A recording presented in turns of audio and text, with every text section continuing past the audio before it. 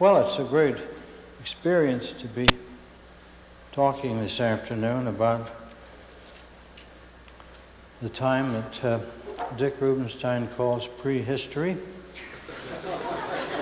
And we'll try to emphasize the prehistory of the situation as we proceed to talk. This afternoon we plan to discuss not only the 4 sieve machines on display here at this museum, but we also 2 other recent very fast sieves. One that we've just started to run in the University of Manitoba in Winnipeg, and another under construction in Berkeley. And we plan to touch briefly on the ways of programming an ordinary all-purpose computer to behave like a sieve. To begin with, we need to understand what a sieve is and what sort of problems it's intended to solve. I'm going to use the word number this afternoon to mean a positive integer. All of us understand the classification of numbers into even numbers and odd numbers. No matter how large a number you think of, either it's even or the next number is even. You don't always realize that. We can easily tell whether a number of dots on a line is even or odd, not by counting them, dividing by 2, and then multiplying the quotient by 2 and subtracting it from the number and coming up with the numbers 0 and 1. We simply fold the line in the middle and ask, is there one number in the middle, or is there no number in the middle?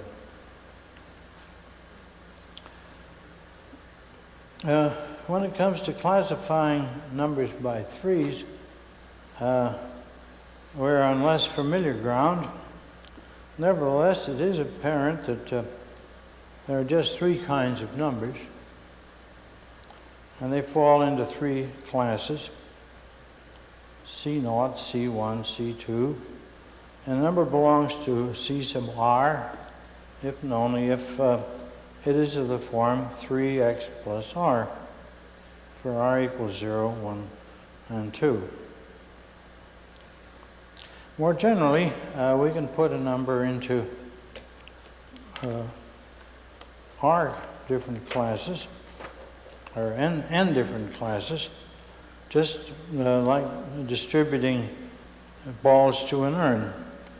Here's a simple picture of the classification of numbers into m classes.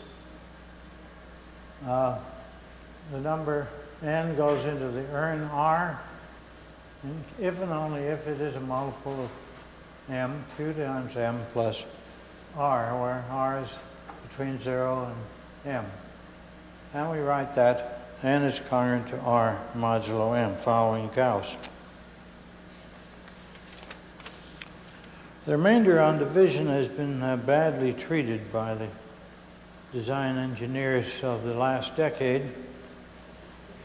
The most machines, one cannot obtain r directly from n and m.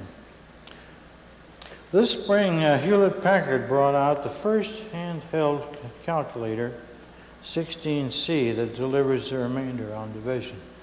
And I'll show you one of them.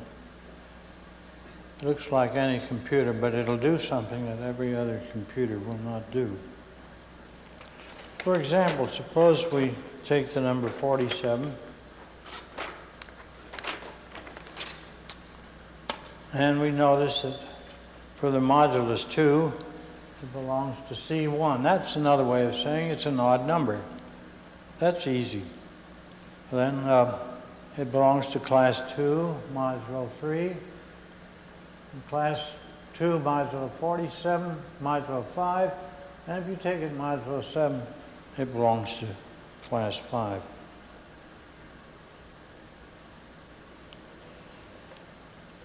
We can write the congruences over there on the right.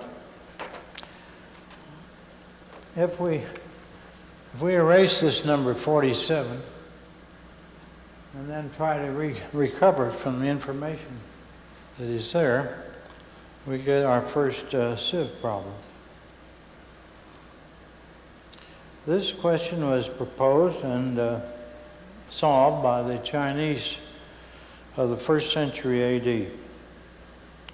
I won't tell you what algorithm they used, because we want to use a different algorithm.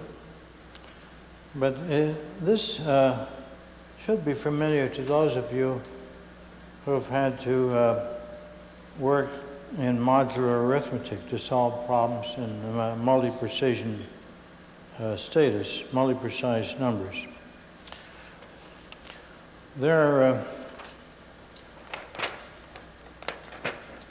3 facts about this process that we should try to emphasize.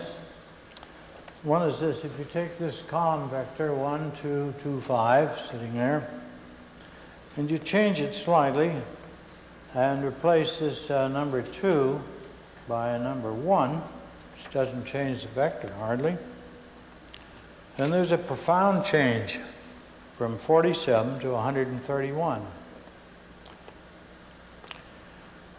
Another thing, if we change the modulus 5 here to a 6, then there's no solution to the problem at all.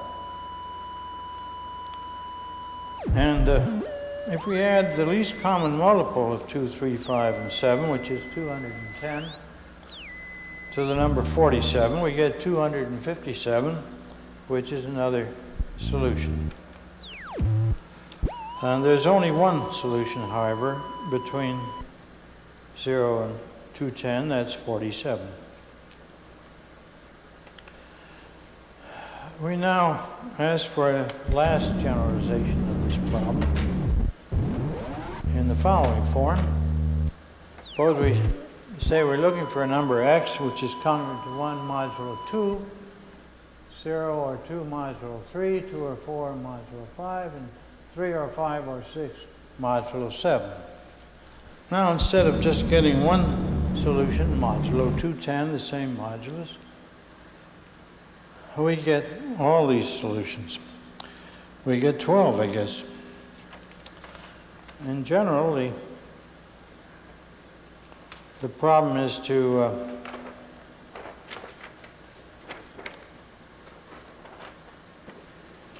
find a number x which satisfies these conditions. That's a general proposal, and that's called the general sieve problem.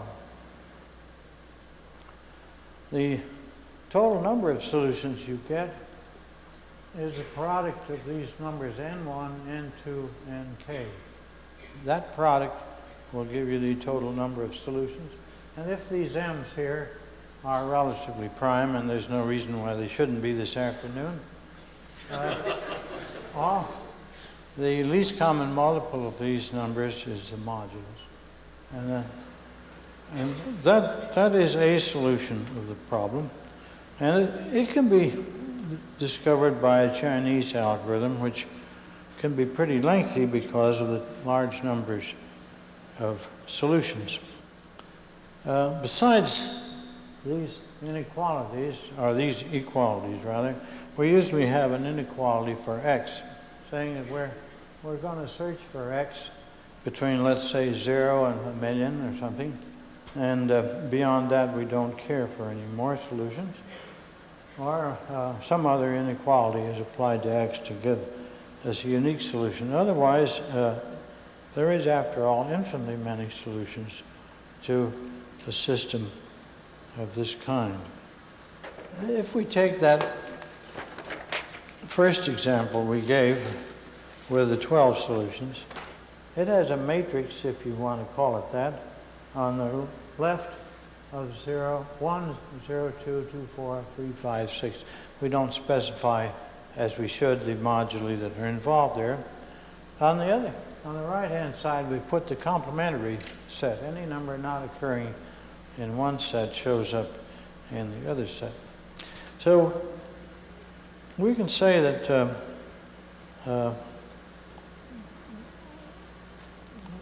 instead of finding the number x was defined by the first matrix, we can insist that x be not congruent to any of these other values, and we get the same 12 solutions, of course. So we have the following definition of a general sieve problem. Given a set of arithmetic progressions, to find the least number x that is not a member of any of the progressions. That you can state in words without any symbolism at all. This suggests a further restatement of the sieve problem in terms of a 0-1 matrix. Let capital M be a matrix of zeros and ones, having k rows, all periodic of different periods. And you might say there are infinitely many columns. The problem is to find the column number of the first column of zeros. For instance, our matrix that goes with this problem we've been talking about looks like this. In that first row, we were supposed to think of the matrix continuing to the left, to the right, I should say, indefinitely. The first one is just saying that the number is even. Well, no, I guess you say it's odd. You start counting from 0. So the first statement is the number is odd, and then you can see that that has the simple pattern 0, 1, 0, 1. And the next one is a 0, 1, 0, 0, 1, 0, and so on. All these matrices, all these lines are periodic, of period 2, 3, 5, and 7. And what we're looking for is the first column of zeros. And you see that occurs over here in 17. And if you remember the slide about 3 slides back, 17 was the least solution to the problem. All right, that's a good introduction to the essential features of the sieve problem. Before we go into the sieve machines, we want to say a few words in reply to the question, who needs it? This is a very common question, actually. The easiest field to talk about, it's not getting too many complicated mathematical situations, is the field of Diophantine equations. That means equations with which you need the solution to be whole numbers, named after Diophantus, of course.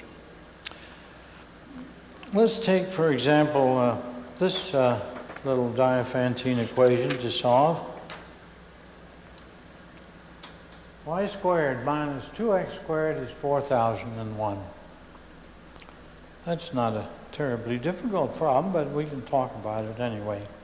And of course, for you who work in floating point arithmetic and so on, it's obvious that the solution is given by this formula. Y is equal to plus or minus root 4001 plus 2x squared. But you have to remember that we're talking about integers. So you have to have y a perfect square. That mean the square root of a perfect square. So 4001 plus 2x squared has to be a perfect square. But if you look at the original equation, that's what the original equation says. So we really haven't done a thing to the problem. All right, now let's do a thing to the problem and see what happens. Suppose we look at the number x, just for fun, in this equation. First of all, we can say x modulo 4, say, there are only 4 kinds of numbers, and there they are, 0, 1, 2, or 3. All right, now we look at x squared, and you can see if you square 1, you get 1. If you square 2, you get 0. If you square 3, you get 1. 2x squared, of course, is 0, 2, 0, 2, and 2x squared plus 4001 is 1, 3, 1, 3. Well, that says that since 3 is not a square, all the squares in the world are on the second line. And 3 is not there, so therefore the thing that produced 3 is impossible, and therefore x is not counter to 1 or 3 modulo 4, which is a fancy way of saying x is even. So we just write x equals 2z, which is a linear transformation, and it speeds up the search for x by a factor of 2. All right, now let's go ahead and choose a different modulus. So number 4 is a nice modulus, but we can also use modulus 3. Suppose you go back to 2. If y is 2z, of course, then the equation is 8z squared plus 4001 is a square.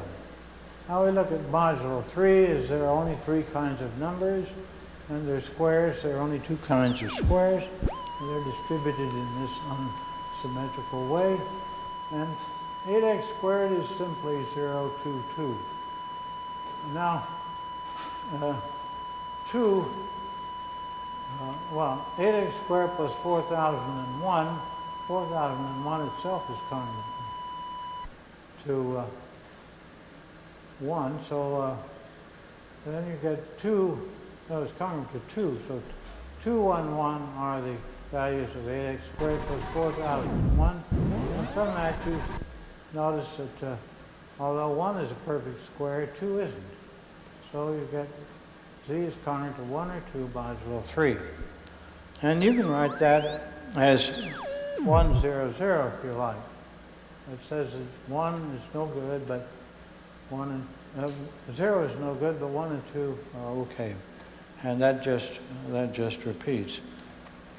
We can look at it modulo 5 if we like. So now, in this case, you have the same operation, and c is congruent to 0, 1, or 4 modulo 5, and you get this pattern 0, 0, 1, 1, 0 for your matrix. All right, now let's take a further look at this. Here are the patterns that we have so far. We've got the 3 and 5, and putting in 7, 11, 13, you get these kinds of patterns. You notice that roughly half of them are zeros and half of them are ones. And that's typical of this kind of a problem. All right. Now we got the patterns. If we only had a sieve, and that's why we build sieves, of course, so we can use them. Well, without a sieve, and we don't have one here, we could just simply repeat these patterns in the way we did before and then look for the first solution. So suppose we do that. That gives you a pattern of periodic pulses. I put the moduli on the left for you. And I'm showing only the first 14 because the 14th one turns out to be exactly a string of zeros. All right, that means we found a number z equals 14, or if you like, x is 28. And if you look at y equals square root of 4001 plus 1568, which is 2x squared, you get the square root of 5569. I'm just taking the square root just out of curiosity. Sure enough, it isn't a square at all. So we didn't solve our problem after all.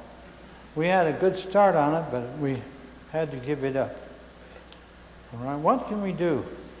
Well, there's not much to do. Just simply push the sieve on a little bit. So here's the way the rectangle extends itself. And we go on 5 more steps, and we run into another column of zeros, 19. That's a more successful solution, as you see. We get the square root of 6889, which everybody knows is 83 squared. And that's our solution then. The solution is x is equal to 38, and y is equal to 83, and we've solved our problem.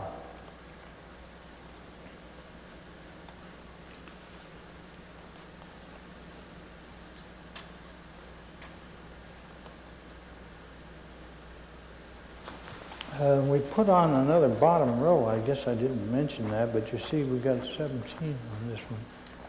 So that 17 actually winks out the previous solution that was no good. So that's one way to behave with your sieve problems. All right, that gives you some idea of the sieve problem, a very vague one, but a typical one in some sense. And now let's talk about implementing the process. Well, the first problem is the implementation of the periodic patterns. We can't be drawing these patterns all day long. That isn't going to last very long, and you'll make a mistake anyway. The first such implementation was the movable strip method, which was generalized to a stencil. And the technology here is about 200 years old. It goes back to Hindenburg in Germany and Felkel in Austria. It's just a strip of paper with the pattern written on the vertical strip, say. And what you do with this strip is to just place it on an empty table of cells, and you cross out the cells that the pattern allows you to cross out. Then you move the strip down carefully, being careful not to miss the position correctly. And then you cross out some more, and you periodically continue your design that way. Then you pick up another piece of paper, the same, somewhat longer size maybe, with a different pattern on it, all prepared for you. Then you go on and mark them off. Finally, you're oring together all these patterns. Finally, there'll be only a few patterns left, and that gives you a number to try. It's probably not the solution, but you can look. Your solution is there somewhere among those that you haven't ruled out. If you look in the museum, they have a stencil method invented by my father, which was used to identify primes that were characterized by their quadratic residues. This is a serial device. You keep using one after the other until finally you decide to quit. The first parallel sieve was the one with patterns generated by bicycle chains, and it goes back some 54 years. So that isn't too far from the 200 that we had just now. So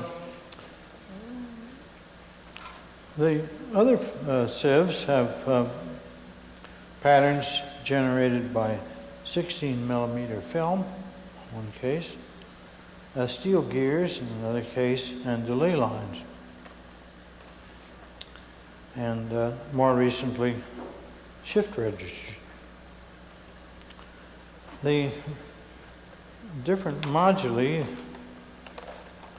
the different choices of moduli are represented on this little table here. The first sieve had 19 bicycle chains.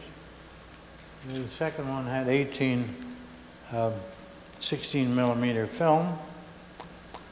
And the steel gears, there are 30 of those that are really useful. I mean, the ones that are being employed.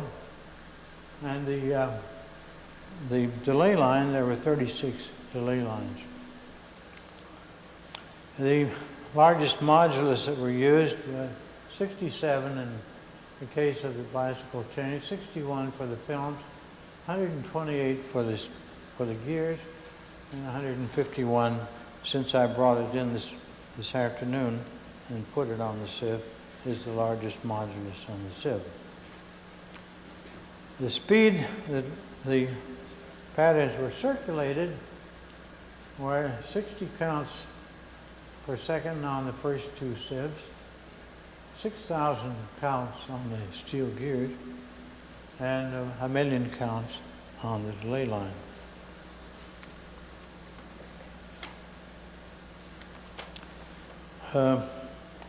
As I say, these are all parallel sieves, and if you run the thing at a certain time t, you'll cover a certain range. You don't have to go back and recover them. Each big ring rotates around to the exact position that it had when it was formed, and at this particular microsecond, if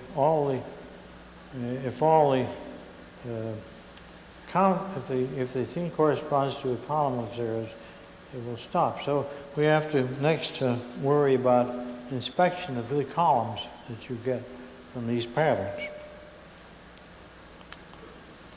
Well, that was done electromagnetically on the first two sieves, and some fine day we'll have an electromagnetic relay back on those two sieves. They have been taken away and used, and I don't have them anymore, so I can't contribute it. But we'll have that running, I'm sure, in a few years. The detection device for the gears was a beam of light.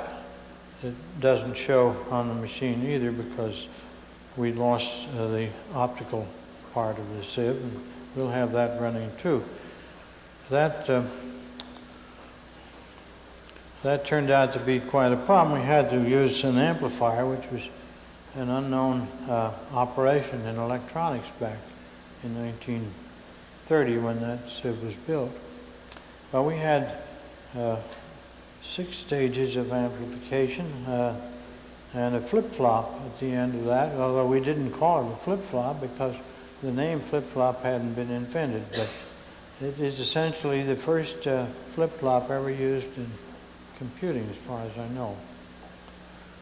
All this in order to turn off the motor that drove the gears, and it was driven at such a rate that the thing wouldn't stop for several hundred revolutions at least.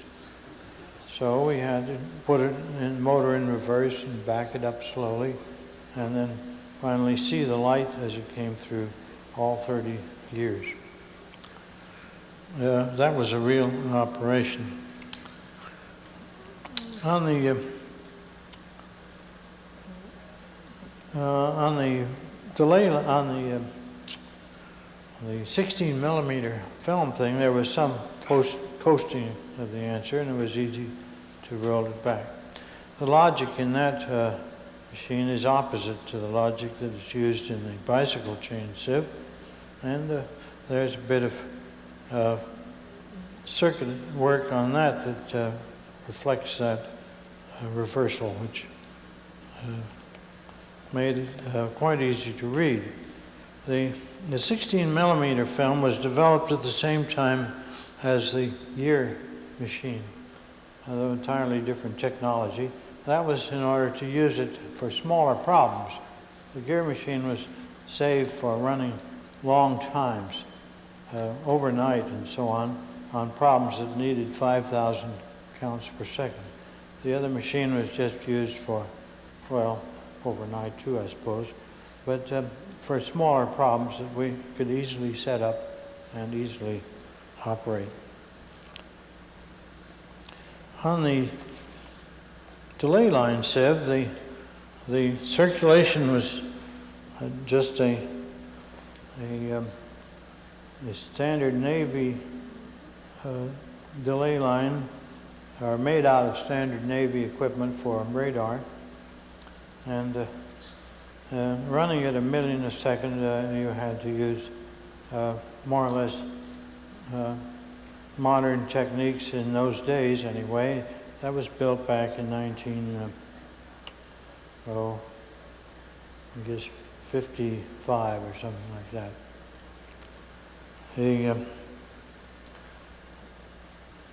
The machine also couldn't stop. It not only didn't stop in a short time, it didn't stop at all.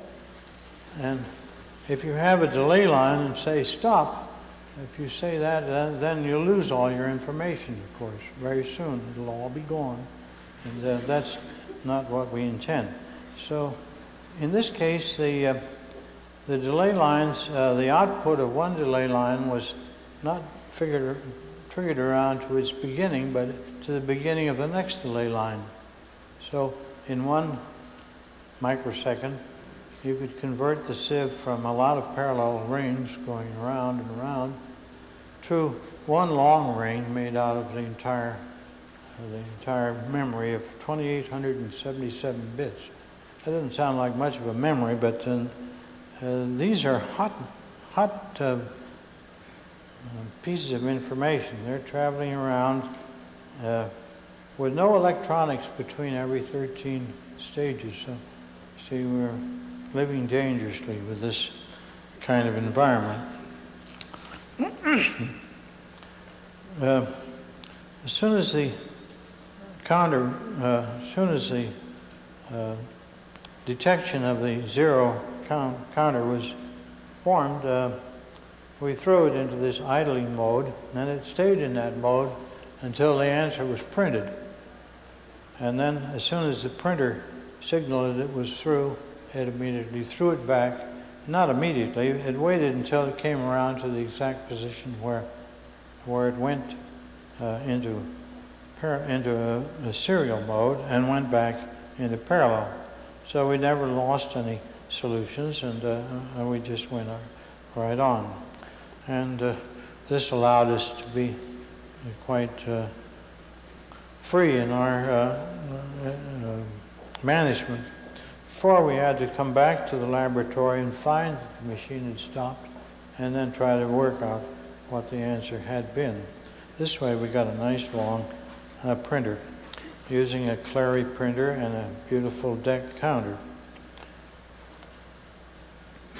The next implementation question is how do we set it up? Where do all these patterns come from?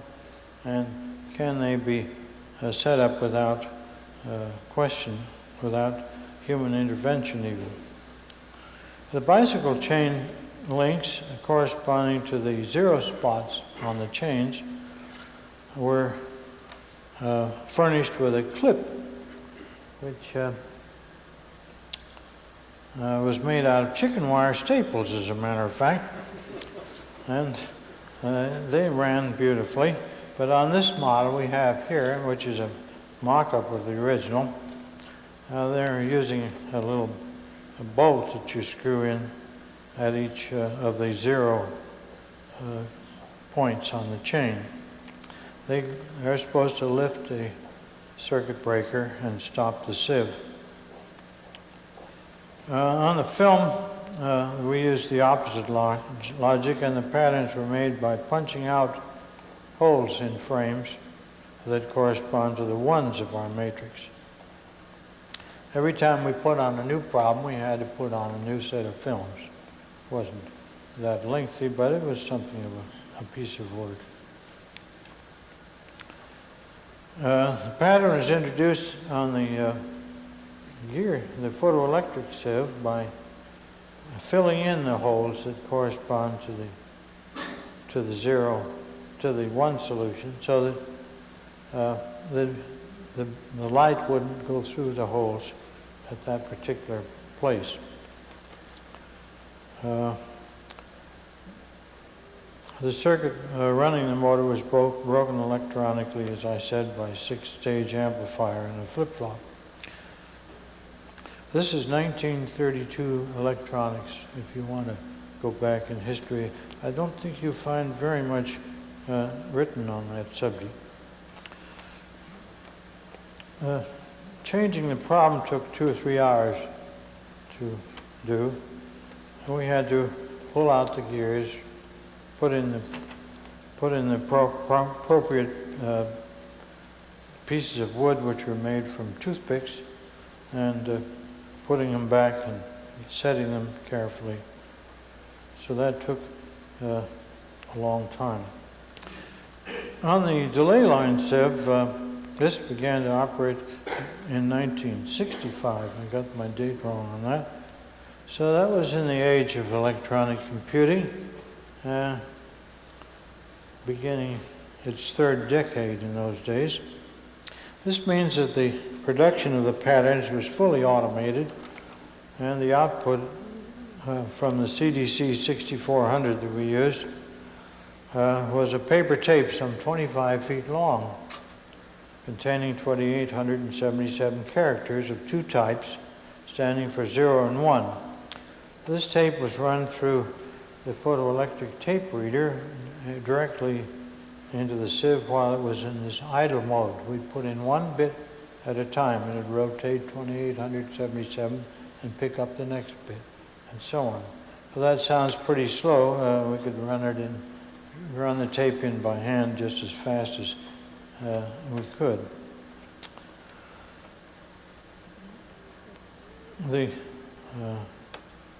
The patterns also, besides the patterns, we also had a bit count on each. I guess we had a bit count on the total ring, putting one tandem after the other. And this enables us to check when we ran it in that we had the right bit count. And the sieve reports how many bits it received, and so everything was hunky-dory. In the period 1946 to 1964, the sieving process was occasionally performed on a so-called all-purpose machine using sieve simulation programs. The searching for a column of zeros is still done in the same way, only the way of conducting the search for it was a little different. Suppose the word size of the machine is, let's say, n bits. The patterns are lengthened, if necessary, by repetition, so that the pattern is not less than n. And then a column of zeros in a matrix of k rows and n columns can be brought to light by ORing all the k words together and taking the complement of the result. If this word is 0, then there is no column of zeros, which is the usual situation. On the other hand, if there is a 1 in the rth position, then the rth column of our matrix consists wholly of zeros.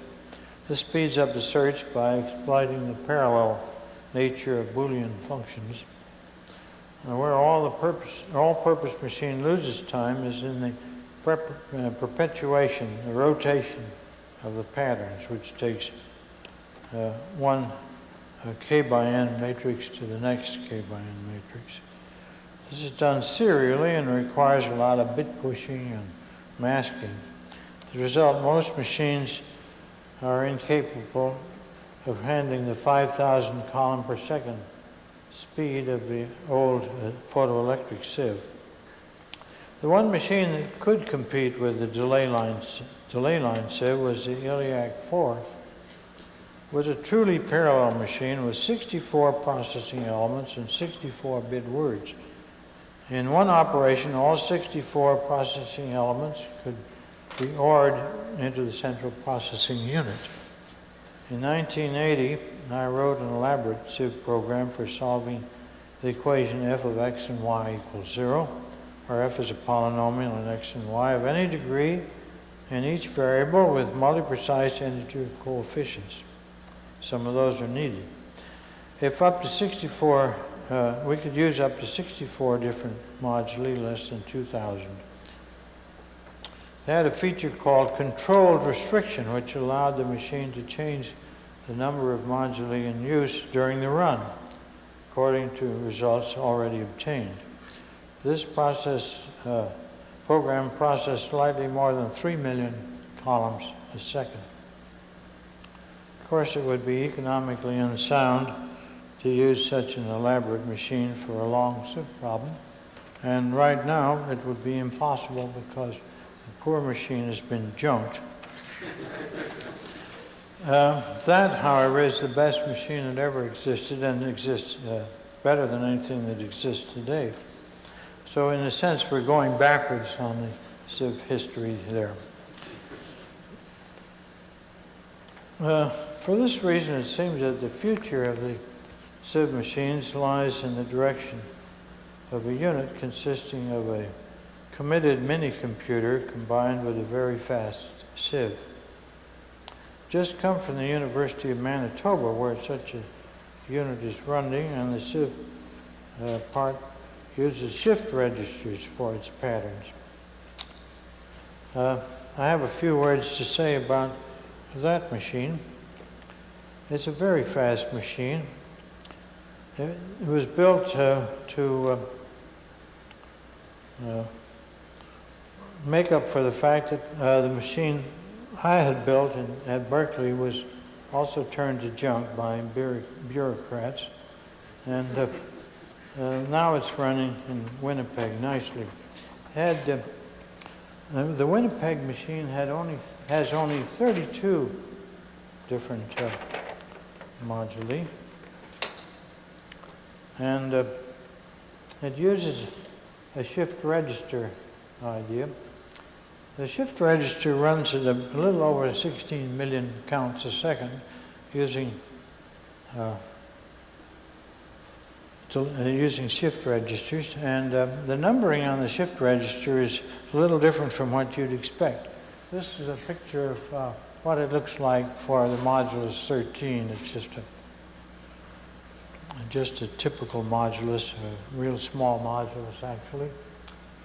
On the first row, we have just the numbers from 0 to 12, which are the different kinds of numbers there are in module 13. On this register, I've thrown in a bunch of zeros and ones just offhand to give you an example of what it might look like. On the last row, we have a rearrangement or a permutation of the numbers from 0 to 12. And you see, if you study that carefully, that 1 is 5 units away from 0, and 2 is 5 units away from 1, and so on. It goes around the ring that way, so that the 0th, the 1st, the 2nd, the 3rd, 4th, 5th, 6th, 7th, and the 7th one are all tapped.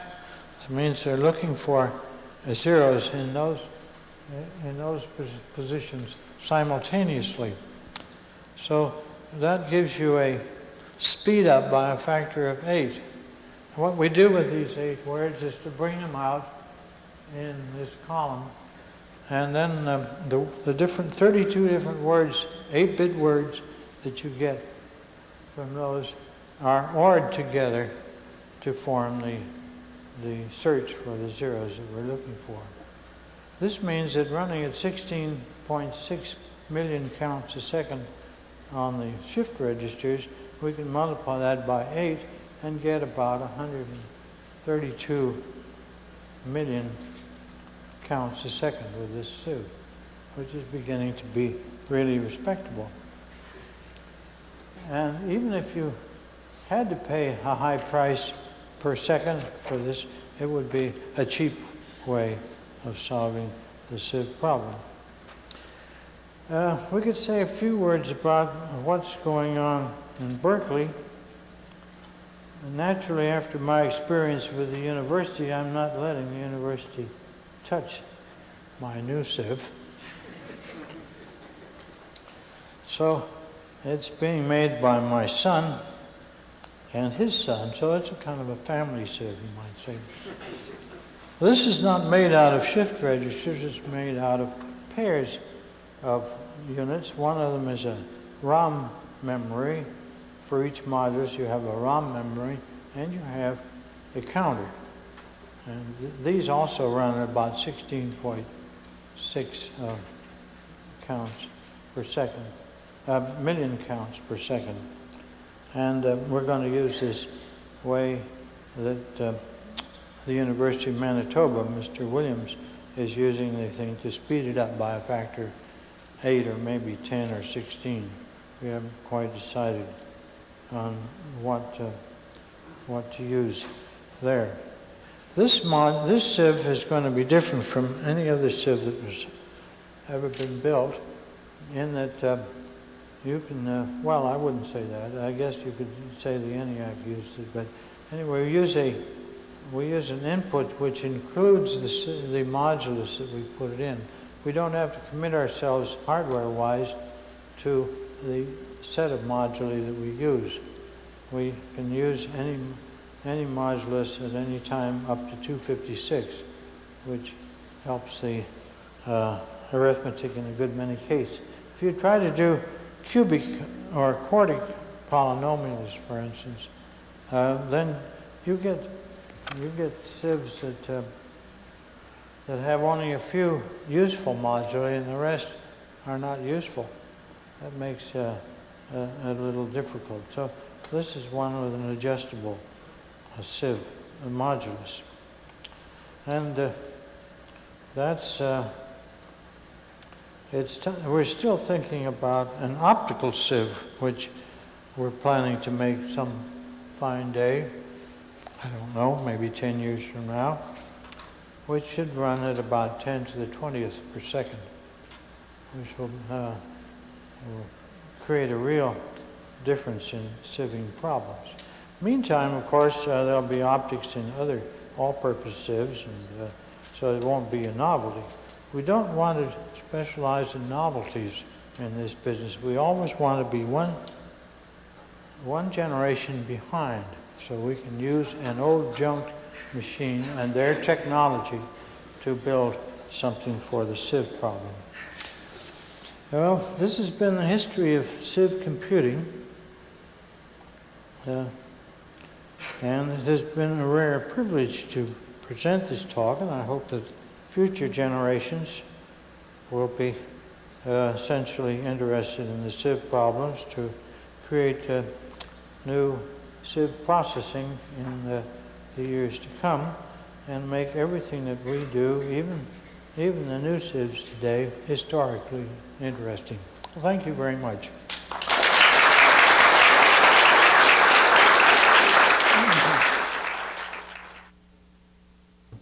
Well, this is the input mechanism, and the input mechanism is loaded with problems.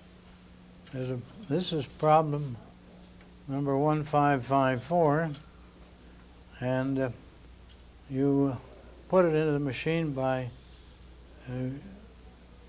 rotating the wheel. We used to have a dental tool that worked very nicely here. You can just bring it in and swing it along this way. Inside this box is a photocell and a light underneath here, and it sends a signal through these wires down to the input mechanism here, and that's distributed all through the long ring, and it also runs this nice deck counter we have here. 12 place counter, and counts the number of ones that were put in the problem. The problem is determined just by a long pattern of zeros and ones. And you also counted in this counter the number of ones that came out, and then you could push this button and get the same count on the Clary printer that's down here. So you knew that you ran the problem incorrectly without any glitches. If you turned it too rapidly, of course, you might skip a bit, but they usually didn't. That was put on just as a safety feature. Then this counter over here was pushed. It says compute, and that just starts the sieve going. From time to time, the printer will say, here's a solution, here's another solution, and so on. Then you come in the morning, and you've got a string of printed stuff, maybe a foot long, and give you 25 or 30 solutions. Or maybe there wouldn't be any solutions at all, depending on what the problem was. These are the delay line sieves. These boxes here, which we got down at the Oakland Army base, our Navy supply shop, I guess it was, for 50 cents a piece. They were very carefully made. The reason we got them so cheap was that the Pacific Theater, the war in the Pacific was on, and these were not protected against fungus. And so they weren't allowed to go into the theaters. They were just using up space in the Navy's warehouse. So they were glad to get rid of them. We were glad to have them. But I must remember never to take this in the Pacific. The fungus would do me in. Well, that's the way the sieve works. These 5 little units down here, that you see in green, are 5 units that all that's left of the sieve we made after this sieve. The university kind of gave it away to the junk man one time when I wasn't looking, and so. But these 5 were built and tested on the sieve as extra units. There were about, I guess there are 3 delay lines on each card, and they're way up in the 140s and 150 primes, around 151. And they're designed to run at 16 million a second, so they have no trouble operating on this, which runs only 1 million a second. But we learned how to make the delay line sieve, the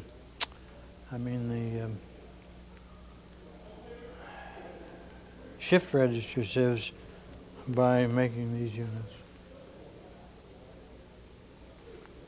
And it's too bad you can't see the backside, which gives a lot more information about how things are connected up.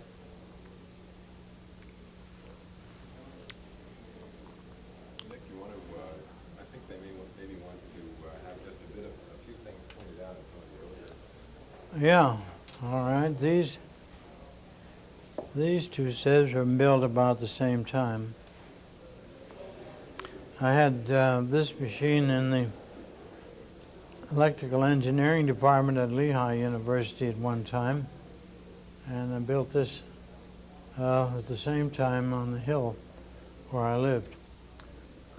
This doesn't show the counter that's supposed to be sitting up here, but this one was easy to run, and we ran a good many problems on it. When the museum was writing literature for this sieve, they said it was a homemade machine, which is true, and was just used to demonstrate the sieve principle. But as a matter of fact, it was a very considerably useful machine. We ran a lot of small problems on this, up to about 1 million on each case. So something that you couldn't do with an ordinary digital computer, in spite of the fact that it is homemade and pretty simple-minded. It doesn't show the relay that belongs in there, and there's a battery in there to operate the relay. Oh yes, the relay is there. I'm sorry, I beg you to differ. There's a relay there. If you saw the front end of this is the back end. It's usually covered up. The front end shows you the control panel, which is pretty hard to decipher. And this machine actually should be turned over into a horizontal position. This is the top of the machine, this edge. That's the top. And the gears hang, instead of lying on top of each other the way they are, they hang on each side, and it runs a lot more quietly than this one runs. Also, they haven't quite adjusted the gears correctly, but I guess it doesn't matter. What doesn't show here is the photocell and the light source and the amplifier that went to drive the motor. The amplifier meant to shut it off, rather. The date on the amplifier and the date on the machine itself is 1930. So you can see that the amplifier wasn't anything like an amplifier. In fact, it's very seldom that I hear the word amplifier anymore. I don't know why that is. There must be a good reason for it. This machine was used only for setting up really big problems. And we used to run it, a week or so at a time, looking for answers at the rate of 5,000 every second. That makes 300,000, 3 million counts a day, something like that. Sometimes the answer we were looking for came up in 3 seconds. And then you were really angry because you could have found the solution by a machine like this, or just by fiddling with paper you could find it. But after setting this all up and running it only 3 seconds, you feel very angry. But a really decent problem will take maybe a day or two to solve.